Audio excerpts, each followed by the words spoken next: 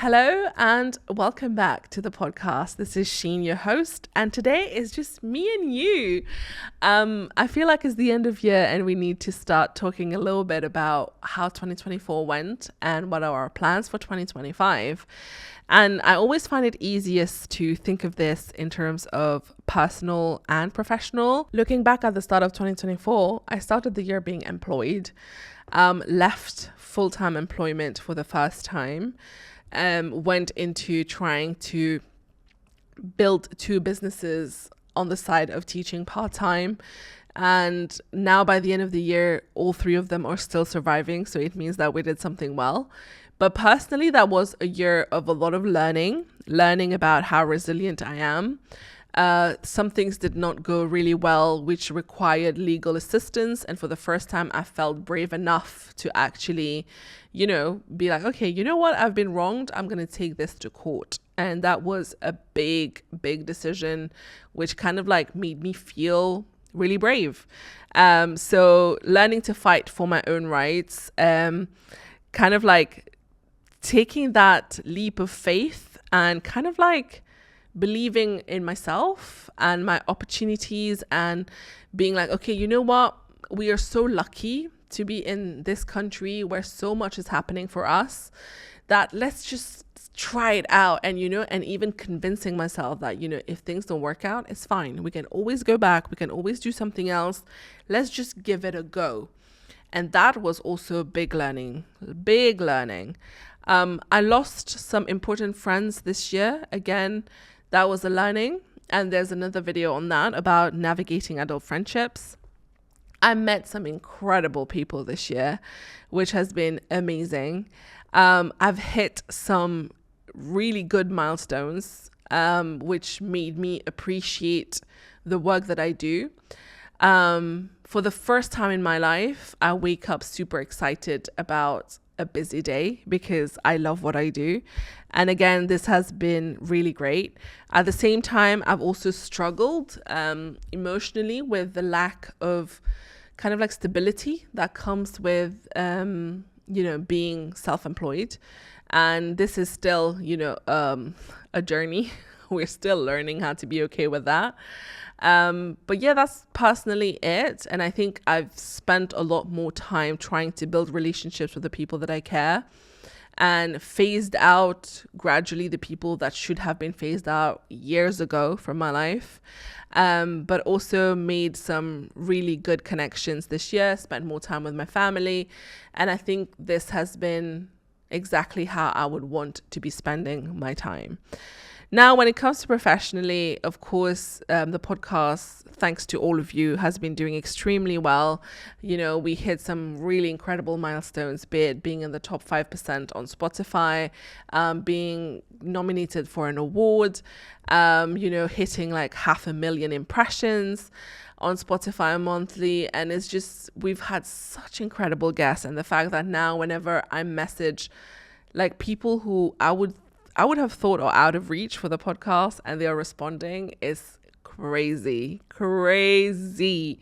So yeah, it's been a really good year on that front. I've managed to sustain my life financially by doing my own thing, which a few years ago I would not have thought was possible.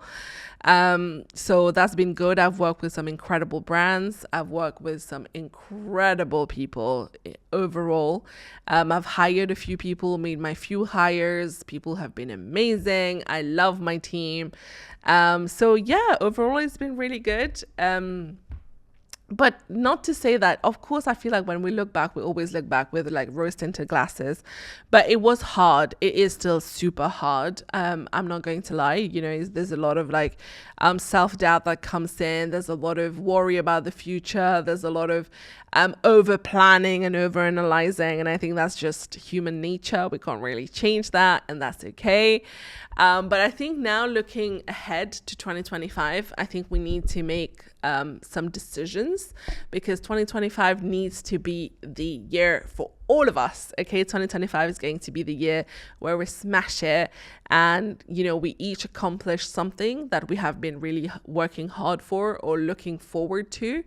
And of course, like, I'll be doing a vision board. Last time I made one was when I was still at uni, and I haven't done one since. But to be fair, reflecting back, a lot of that actually came true. On that vision board, there was my TEDx, there was moving to Dubai, there was getting a job as a consultant, and all of that happened. But since then, I never did one, and I feel like I want to do one this year. And one way of thinking through it is also through this video, where with you, we're going to go through the different things that we need to think about in order to make sure that our life is the best one ever in 2025. So let's get into it. So obviously, we'll start with a professional one because that's more... that will keep the more juicy part for the rest. And I think the main thing that comes to mind when it comes to the professional goals and development for 2025 is you need to step out of your own way. I feel like we end up spending so much time overthinking, doubting ourselves, convincing ourselves that we have imposter syndrome, that we're not ready, there'll be a right time, blah, blah, blah, blah, blah, blah. We need to stop. Okay, we have all the skills that we need. And if we don't have it, you learn it on the way of doing it. So just focus on absolutely smashing whatever you want to do. Get out of your way. If you want to start a podcast, just do it. You learn by doing. The worst case scenario that happens here is that the 30 people who watch your first episodes don't like it. That's it. The amplitude of it is not that bad. So we need to stop overthinking. If you hate your job, quit it. If you feel like you want a promotion but you're not ready, get out of your way. Ask for that promotion. Just get out of your way. It's time to really focus on all the things that we want to do, and all that energy, time, and, you know, like, just you're draining yourself just be convincing yourself that you're not ready. So just get rid of all of that and put all of that energy into being the best version of yourself. That's the first step here. My second advice is that stop listening to advice. Honestly, I recorded a video about this recently. If it's already out, I'll link it here. But I feel like we get so many contradicting advice from the world, right? They'll tell you, oh, dream big, chase whatever you want. But at the same time, they'll tell you, you know, be grateful for what you have. Or things like, never give up, or know when to stop trying. And I'm like, what is going on? You know, and that's the thing. Advice is loud, it's everywhere, but it's also extremely contradicting. And that's how it should be, because different people have different life experiences. Your life is completely different to mine. And therefore, whatever worked for me might completely backfire for you. Or whatever worked for you really well might do nothing for me. And that's why we need to stop taking advice from people. And here I am giving you advice about this. I get it, ironic. But what I'm saying here is that you need to know, what do you want to achieve? And you know best what is the way to do this. And if you ask for advice from someone who you can have, you know, a two-way conversation with, and give them feedback, give them context about your life so that they can give you the right advice that is relevant to you, then yes. But stop listening to all the gurus online that will tell you, if you don't wake up at 5 a.m., that's it, it's not for you. That's not how it works, okay? And people telling you, you know, you need to hustle and grind. Okay, not everyone is meant for the hustle. You need to quit your job. Not everybody is meant to quit their job. So you need to absolutely be convinced of who you want to be and what you want to achieve, and then ask people who know you personally and your life story personally for advice. Stop listening to everyone on the internet who has a mic. Okay? The other thing is, stop the comparison game. Okay? We are all on our own tracks here. We have our own timings, we have our own hurdles, our own little detours. Not everybody is running the same race. So stop trying to compete with people. Okay, even me, I was thinking about this the other day. I met this girl and she was younger than me, and she told me she's been working for 7 years. And I was like, huh? How? I've only worked for 3 years. I was like, how? And then I was like, oh yeah, I did spend a long time at university. So therefore, if you were to compare only our work experience, she has much more experience than me. Sure, and that's great. But if I was to let that make me feel like I don't have enough work experience, that would be silly of me, because I have more university experience than she does. So that means that we are on completely different journeys. There's no right or wrong. It's just different people have different life experiences. We have different challenges, man. I feel like we keep forgetting that, we all come from very different places. We all have some sort of unfair advantages. We all have some sort of privilege, and we need to acknowledge that privilege. And talking about privilege, we're talking about the end of year here, and I feel the need to talk about this again, which is like we tend to forget, that how much privilege we have. For example, how privileged we are from, being extremely full from eating too much. That just means we have a lot of food. We are privileged and blessed. Okay. For example, being like, oh my God, I'm overwhelmed. I have such a full day today. We are privileged to have a job. Okay. And simple things like, oh my God, I don't have anything to wear. Yeah, that's because we are privileged to have abundance. And I think we keep seeing a lot of the privilege that we have that other people would die to have, right? We just take it for granted, and we just always complain. And I think it's this rewiring of the brain as well, and that change in mindset in order to understand that we need to be grateful. Gratitude really helps with this, and gratitude again really protects you from the comparison game, because if you think from that lens of gratitude, you think, I'm so grateful in order to be here. I'm so grateful that I have achieved everything that I have achieved. I'm so grateful for this day. I'm so grateful that, I get to sit here and film this video and talk to you. I'm so grateful that I am now in this beautiful studio when in the past I used to record at home. This changes the mindset. Instead of me thinking, but this person has more views than me. I haven't made it to this level yet. I haven't made it to this milestone. Oh my God, I'm not the biggest podcaster in the world yet. So all of this really changes your mindset, and it makes you appreciate how far you've come. And we tend to forget how far we've come, and we overwhelm ourselves with that, being like, oh my God, it's not happening as quickly as I want it to happen. And I get it. I'm the same. My friend literally yelled at me the other day because I was telling her, oh my God, not much has happened since last year. I was hoping a lot more growth than that would happen. And she was like, you literally hit 100K this year. I was like, oh yeah, I forgot about that. And she was annoyed, and she was like, you went full time on podcasting and it sustained your lifestyle. I was like, oh yeah, I forgot about that. So see, we always forget. We take these things for granted. Why? Because we are comparing it to something that we don't have. And that's human nature. We always compare with what we don't have rather than what we have. And it needs to stop. It really needs to stop. I can't tell you what to do in your professional life because, first of all, I don't know yet what you do professionally. But what I can tell you is that work on your mindset, be a winner. And how do you become a winner? You don't compare yourself with anyone else. You are self-confident. You know what you're meant for, you know what you want, and you're working towards it. And none of this random noise around you is going to detract you from what you're meant to achieve. And also, you're just grateful for everything that you've done. And you know that, whatever took you this far is going to take you further ahead. And that's the best way to frame your mind before we start 2025. And of course, set yourself some really big goals because we are going to make 2025 our year, right? Okay, that wraps up the professional part. Let's talk about the personal part. The first thing I want to tell you is you need to learn how to let things go. And this is now my mantra as well. We need to let things go. Whether it is someone has wronged you, someone it does not like you back, or someone did you dirty, this friend is being shady, or I didn't get this contract, this person was rude to me, this car cut me off. Okay, maybe not the last part because road rage I can't let go of. But you need to let things go. We need to stop holding on to all of these things, all of this revenge that we have, all of these bad blood. Let it go. It's high time we let it go. It's time to turn the page and really not spend any of your energy, any of your precious time on it. Let it go. Honestly, letting things go is the best thing I've tried to do this year, and it really helps.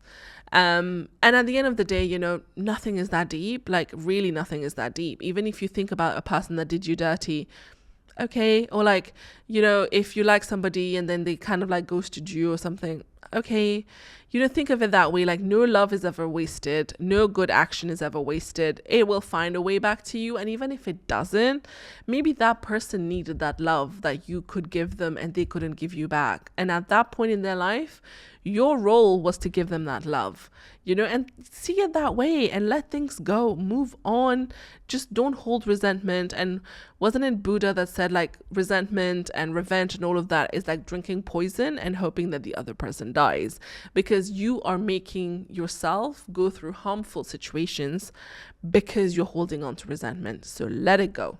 Let it go, as Elsa would have said. Also, 2025, let's make it the year we get to know ourselves. Okay, so this is one thing I'm really trying to put into practice, is that I want to know who I am as a person, and I want to stop living for others or based on what others have told me is the best way to live. You know, stop trying to please people. Stop trying to think that what will people say, or I don't want to offend anyone. I don't want, you know, people pleaser. Like was a huge people pleaser. I stopped. I am now very comfortable with you painting me as the villain in your life. That's okay. I probably was, to be honest. And that's okay. You know, I play different roles in different people's lives. And if it makes you feel better to think of me as the villain, that is absolutely fine. I'm okay with that. I am not going to bend over backwards to just please you and make sure that we don't have any sort of altercation or any sort of, you know, like bad words. I don't want that, because now we want open and honest communication. If someone comes to me being like, oh, you know, they take a little dig at me passive aggressively, I will go full aggressive. I'll be like, what are you trying to say? Let's come out, say it. Do you want to say I'm the B word? Let's say it. Maybe I am. Probably I am. Who knows? But we are not going to pretend anymore. No more pretending. Enough. You know, we spend so much time trying to please others, and you know what you're doing? You're betraying yourself. First of all, we just spend so much time pleasing other people at the expense of our own peace of mind, and this needs to stop. You need to be okay being the villain in some people's lives, because trust me, I'm okay with it. And I'm like, maybe I was the villain in your life, but I needed to do that to protect my own peace. And if you did not act a certain way, maybe I would not have been the villain. So, you know, it's a two-way street. But what I won't do is try to please you. So we need to stop with the people pleasing. And honestly, this is getting really preachy, but I also want to tell you, I guess the final thing is that you need to prioritize your health, especially your gut health. I've been told many times that your gut really controls the rest of your health, and it's so true. So take care of your health, take care of what you eat, take care of, and when I say your health, I mean the holistic health. You know, take care of what you eat, take care of who are the people who are around you, take care of the news that you consume, take care of, you know, or the hobbies that you have, whether they're shisha, all of these, you know, preserve your health, because without your health, there's nothing. And we all remember those days when, you know, where you have a blocked nose and you're like, oh my God, I miss being able to breathe through my nose properly. And that's basically it, you know. And I think you just need to prioritize looking after ourselves, because we will reach a time where we won't be able to make any changes anymore to our health. So now is the best time to do that. So let's all focus on that. And the second thing is your relationships. Honestly, wasn't there like that Harvard study that everybody yaps about, is that the main predictor of your happiness throughout the years in your life is the quality of your relationship. And there's nothing better than a deep relationship that makes you feel seen, heard, and also in check, you know.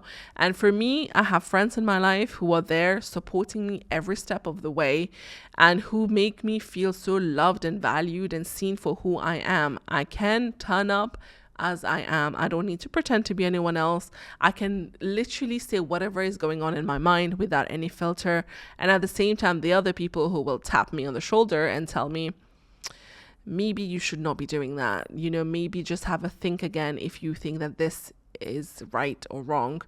Sometimes in a less polite way. Sometimes they'll be like, girl, this ain't right. You need to you need to wrap this up. And I think that's okay. It's good to have these people in your life. And I personally think that I am this beautiful amalgamation. Yeah, I'm not calling myself beautiful. I'm calling the amalgamation beautiful. The beautiful amalgamation of all the wonderful people I've had the chance to be around since I was a child, be it my parents, my sister, my teachers, my high school friends, my university friends, my work friends, now my colleagues, people who I work with, everybody. I feel like they make me who I am because of how deep of a relationship I form with certain people in my life. And whether they are still in my life or not, they've taught me something at some point, and we've shared a beautiful memory at some point. And I think that's so beautiful. And in today's world where we are more connected than ever, I feel like we're really losing deep connections. And that's because we don't even bother sending a message. We like someone's story and think that that's us being in touch. We need to pick up the phone and call our friends. We need to build and give time to these relationships and nurture them. And I think that's the best advice I can leave you with today. And if there's one thing you want to take away from this episode, is try to find the casual magic in your life every day. And I have my gorgeous friend in the UK, I'm sure you will recognize. She has her podcast called Casual Magic, actually. And I just love how she talks about, finding the simple things in life every day, whether it is just today I walked out and the sun hit my face and I really liked it, or I saw someone who smiled at me, or I realized that the plants were finally having flowers. Just find some little thing that made you probably smile, or you thought was unusual in a very good way. And this way, again, it grounds you, makes you grateful, and makes your life a little bit more happy. It feels like it's a movie. You're going out, you're seeing all of these things, and it's all the B-roll of a movie that we forget sometimes. But yeah, and I honestly, don't take life too seriously. Take your relationships and your health seriously, and just go out and achieve what you are meant to achieve. Don't get bogged down into politics of relationship, of work, and just get out of it, let things go, and just hold on to what matters the most. And I hope that this was helpful. I feel more motivated now. I'm going to go home and do my vision board. And once again, the biggest thank you from the bottom of my heart for being part of the Dream Girl journey. You are what make this podcast what it is today. And if you've listened until the end, I really appreciate you, and I send you a big thank you. And I cannot wait to create much more magic in 2025 with all of you. Thank you so much. Have a blessed year. Love you all.